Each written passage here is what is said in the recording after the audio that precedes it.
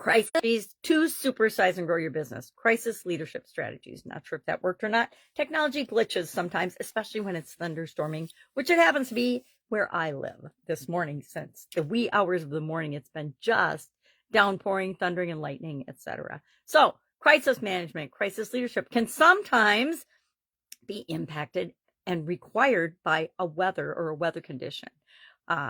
Storms, depending on where you live and what climate you live in, and the storms that are inherent in your area, we have to have contingency plans for this, right? Part of crisis management is planning ahead of time for the different things that could possibly happen. This includes flooding, which is usually caused by weather, different seasonality that your business might be located in. Even if you've got an entirely digital business, you need to keep in mind that things that are outside your control might happen. Think of 2020 and the COVID pandemic, which went into 2021 and will probably be impacting many of our lives and many of our businesses. The ramifications of that experience, that shared experience we all had, for probably decades to come. We'll still be seeing some of the nonsense and some of the negative impacts. There were positive impacts as well, but some of the negative impacts that have affected so many people, so many business, so many lives, because people weren't prepared and weren't ready. I will 100% admit I've been doing emergency action plans and contingency plans and evacuation plans and different terrorist plans for decades, because in manufacturing, which has been primarily my offline businesses have been manufacturing related and physical products related, we had to have things in place in case something happened. Once, one of my main suppliers, the owner of the company, committed suicide and didn't have systems in place to keep the business going if he weren't doing everything himself. That was a shocker, and I will admit I did not have loss of life of a key supplier in the contingency plan, although we always have had backup supplies on the back burner, so that if we needed them, we could switch pretty regularly and pretty rapidly. But why do we want to have crisis management or contingency plans or emergency action plans in place? Well, number one, they ensure the continuity and the continuation of our business when stuff happens, when the you-know-what hits the fan. Do you have a plan in place, or are you scrambling like so many were during the COVID pandemic to figure out what you're going to do next in order to survive? And a lot of companies didn't survive, right? Millions of businesses went out of business. Millions of people lost their livelihood due to the nature of the COVID pandemic and the way it was handled. But what are some of the ways we can handle a crisis well that make us stronger for having gone through the experience versus destroying our business and sometimes destroying our lives? Number one, we need to communicate, be transparent, be upfront, be honest and truthful in your communication. If you don't know what you're doing, it's better to tell your employees, your customers, your clients, hey, this happened and we're working on a plan to make sure that we deal with it to the best of our ability. This is how it's going to impact each of these shareholder or interested party groups, because they need to know. It's when you shut down and you don't communicate that people stop trusting you and they look for other solutions to their problems. And they're just like, well, too bad, so sad, we're not going to work with you anymore.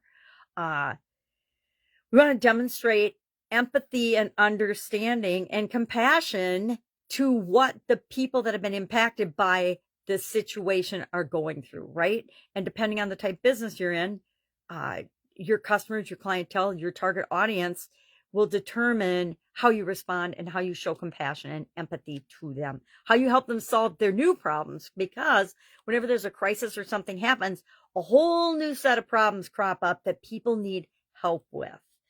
We want to make sure that we have a decision-making process that is really decisive, as well as agile and fast, right?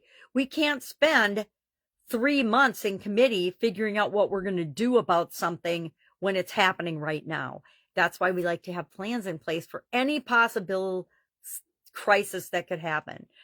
We actually, in my organizations, do mock crisis at least twice a year. in our organizations. We have somebody pull a crisis out of a hat, and then we have to do a mock trial, respond to that crisis as if it were real. What would we do? How would we do it? We used to do that in quality, as we would do mock product recalls. We would recall a product. We'd just randomly pick a product and a lot number, and then we'd have to trace and recall and get all of that product back. Now, we didn't physically get it back, but we had to know where it all was, accounted for, to have a successful product recall trial. And we used to do those monthly in some of the organizations that I worked for. It was a lot of work, yes, but guess what? We never had a product recall. Never, ever, in any of the companies I ever worked for, did we have to actually physically recall product. I think there's something to be said for being prepared, because if you're prepared and it happens and you've practiced it, you can perform so much better under pressure than if you've never even considered the possibility of something happening before. Fostering innovation and creativity. I say if you have a culture of creativity, problem solving, I'm reading a book with my daughter called The Spirited Child, and I've got very spirited grandchildren, which I'm so grateful for because I think they're awesome, but they are challenging to deal with sometimes because they are so sensitive and spirited and smart and creative and innovative. And by fostering innovation and creativity in our people, like in our children and grandchildren, we get better results than if we try to think of everything ourselves. Because I don't know about you, but my brain is only so big and it can't possibly come up with all the possible solutions that are out there for problems that we face and challenges that we face in our business and in our life. So why would we not want to empower other people and encourage other people to have that? Create that in your culture, a culture based on, and my whole point about the Spirited Child is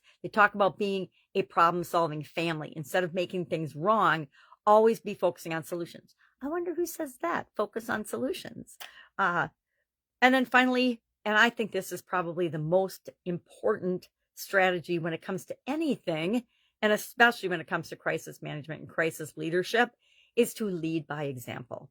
If you lose your you-know-what every time something doesn't go the way you want it to, guess what's going to happen? Everyone in your organization is going to think that's okay and behave the same way.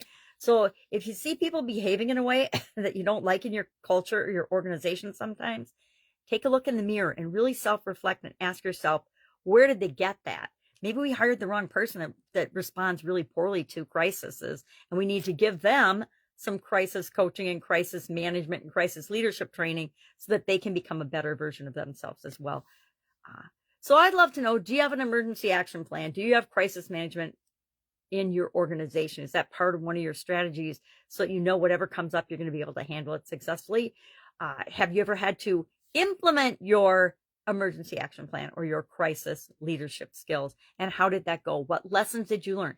Did you do a post-mortem after the crisis to see how you could do a better job next time? I sure hope so. That's one of the most important things, is to learn lessons from each experience that we have so we can do better next time and continually improve.